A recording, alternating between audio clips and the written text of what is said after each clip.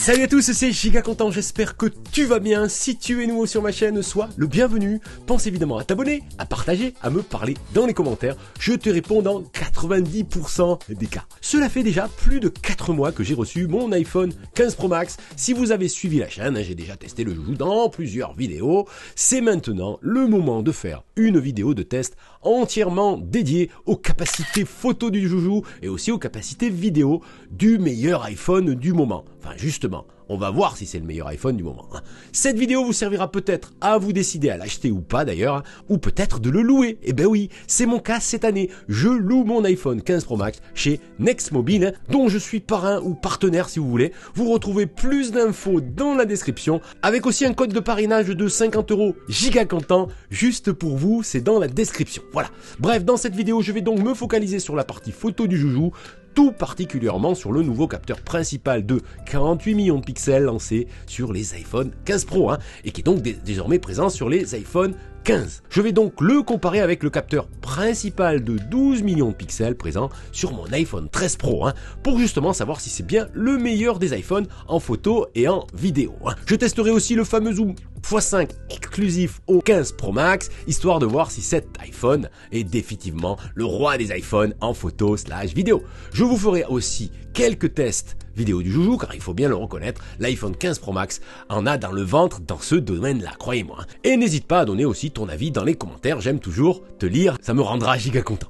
Allez, vamos. Alors, d'abord, parlons specs photo / vidéo de l'iPhone 15 Pro Max. Le système photo du joujou est composé de 3 capteurs / optiques. Le capteur principal, donc un grand angle de 24 mm, le x1 sur l'appli, est désormais de 48 millions de pixels en termes de définition. La plus haute résolution sur un capteur d'iPhone. Oui, je sais, chez Android, il y a des capteurs de 200 millions de pixels. Oui, mais la taille, ça ne fait pas tout, Ouais. L'objectif ouvre donc à f1.78, c'est moins bien que mon iPhone 13 Pro. Tiens, c'est sûrement compensé par la taille et la résolution du capteur. Apple a dû réduire la partie optique à mon avis, c'est-à-dire la partie en verre.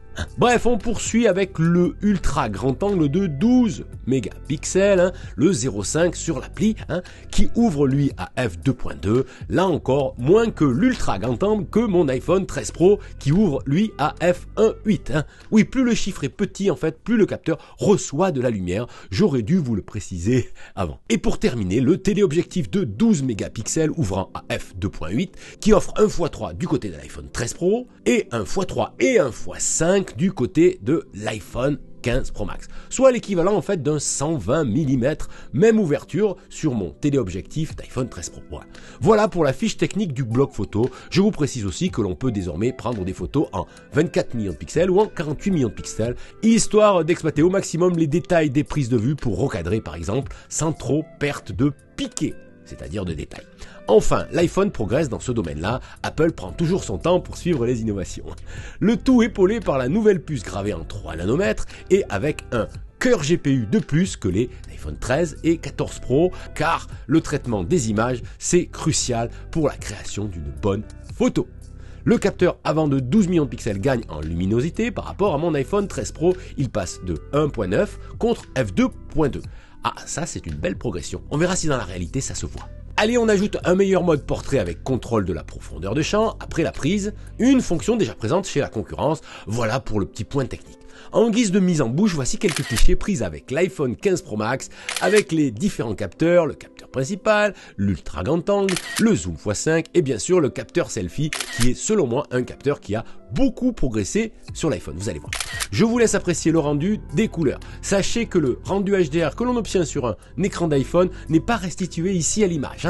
Les hautes lumières ne sont pas aussi bien sublimées que sur votre écran d'iPhone. Passons à un comparatif avec des clichés pris avec mon iPhone 15 Pro Max et avec mon iPhone 13 Pro pour avoir des éléments de comparaison entre les deux. D'abord, le capteur principal, 48 millions de pixels pour l'iPhone 15 Pro Max, où on devrait voir un gap de qualité entre les deux modèles. Au premier abord, ce n'est pas énorme, je reconnais. Mais si l'on regarde justement dans le détail, il y a quand même une belle différence entre les deux capteurs. À gauche, je vous montre les photos prises avec l'iPhone 15 Pro Max et à droite, celles prises avec l'iPhone 13 Pro. D'abord, la gestion des hautes lumières est meilleure sur le capteur de 48 millions de pixels pour les iPhone 15 Pro. Regardez la façade de l'Opéra Bastille, le soleil se reflète. Sur l'iPhone 15 Pro, la dynamique est mieux gérée, plus éclatante, disons. Encore une fois, je ne suis pas un spécialiste en photo, ce sont des impressions à chaud, mes impressions à moi en final. Et quand on zoome dans la photo, il y a aussi une différence dans la clarté. Regardez les inscriptions sur la colonne, c'est plus clair à gauche, donc sur les clichés pris avec l'iPhone 15 Pro Max. Il y a donc plus de détails dans l'image puisque le capteur est mieux défini. Il y a plus de pixels en gros, donc plus de détails retranscrits à l'image. Ce qui confirme qu'Apple a amélioré le traitement HDR ainsi que le piqué de son capteur principal de 48 millions de pixels sur l'iPhone 15 Pro Max. Testons maintenant le capteur selfie à contre-jour. À gauche, le cliché de l'iPhone 15 Pro Max et à droite, le cliché de l'iPhone 13 Pro. Oui, c'est moi les amis, j'ai froid. Là, la différence est plus frappante selon moi. L'iPhone 15 Pro restitue très bien la couleur de peau ainsi que les détails malgré le contre-jour. Sur le cliché de l'iPhone 13 Pro, c'est plus terne, un peu plus flou. Et même dans des meilleures conditions de lumière, c'est aussi le cas. Toujours plus de détails sur l'iPhone 15 Pro Max. Un meilleur rendu sur la peau. Voilà. Sachez aussi que l'iPhone 15 Pro Max propose un zoom x5 alors que l'iPhone 13 Pro s'arrête au zoom x3 comme les iPhone 14 Pro. Je peux vous dire que ce zoom x5 est très efficace, même si évidemment il est en retrait dans des conditions de basse lumière évidemment. Allez, passons à la vidéo. Et là, Apple ouvre de belles perspectives avec l'arrivée du port USB Type C, puisqu'on pourra vraiment exploiter le format ProRes via un disque dur externe ou transférer des fichiers à très grande vitesse. Car le ProRes sur un iPhone 13 Pro, c'est un peu limité. Voilà. Je ne vais pas tester le format ProRes dans cette vidéo, c'est clairement un format pro dédié aux créateurs. Si ça vous intéresse que j'aille plus loin sur le sujet, dans les commentaires. On peut aussi filmer désormais en log, nouveauté présente sur les iPhone 15 Pro, le mode pour la retouche de couleur en post-production. On peut aussi maintenant stabiliser ses prises de vue avec le mode action, qui est déjà présent sur les iPhone 14 Pro. Par contre, le mode action est clairement super efficace. Voici une vidéo tournée à main levée, en courant. Comme vous pouvez le constater, c'est quand même exploitable. Avec un stabilisateur, je pense pas que j'aurais fait mieux. Et surtout, le mode action est toujours avec vous, pas le stabilisateur. Allez, une autre vidéo à main levée, je trouve que l'effet drone est assez bluffant, j'ai filmé ça sans préparation, juste en levant les bras. Et si on combine le mode action et le zoom x5, si la luminosité est bonne, c'est important, ça donne un suivi très stable, comme un trépied. Là, je suis impressionné, je peux suivre ce pigeon à distance et mon plan est propre, stable, joli boulot Apple. Allez, maintenant, je vais faire un comparatif en basse lumière des deux capteurs, celui du 15 Pro Max et celui du 13 Pro Max, ça toujours. En basse lumière, donc, la comparaison est plus mitigée selon moi. Sur ces deux photos de rue, de nuit, on remarque quand même plus de netteté sur le cliché de gauche, donc l'iPhone 15 Pro.